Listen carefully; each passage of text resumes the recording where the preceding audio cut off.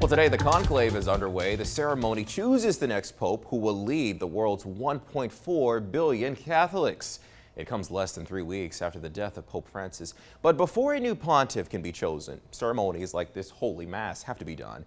The Mass features all the cardinals. After it finished, the cardinals proceeded to the Sistine Chapel, where they took oaths of secrecy on the Bible. Then the Master of Ceremonies ushered everyone except the cardinals out. Now, the sign the conclave has begun when the doors closed on the chapel, leaving the 133 cardinals to discuss the fate of the Catholic Church. Tina Kraus has more from the Vatican.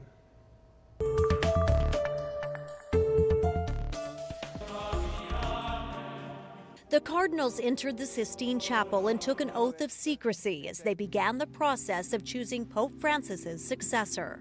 In the final Mass before the conclave began, the Dean of the College of Cardinals reminded them to set aside personal opinions and elect a pope who can see unity in diversity. With Pope Francis being a more progressive pope, I think everyone's really on the cusp and anxious to see who they're going to pick next. The so-called princes of the church have surrendered their phones and cut off communications with the outside world. They will keep casting ballots until they reach a 2/3 consensus. The 133 cardinals come from 70 countries, 10 of them from the U.S., and the vast majority chosen by Pope Francis himself.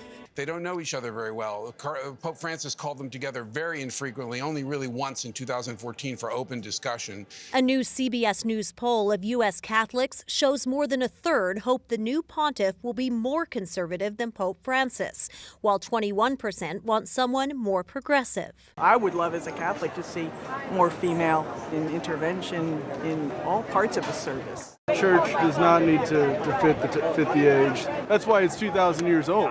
Crowds are watching for smoke signals from the temporary chimney on the roof of the Sistine Chapel. Black means no decision. White smoke means a new pope and a new path for the world's 1.4 billion Catholics. And we'll continue to watch that closely. Pope Francis was elected on the 5th ballot back in 2013. Pope John Paul II needed 8 rounds of voting.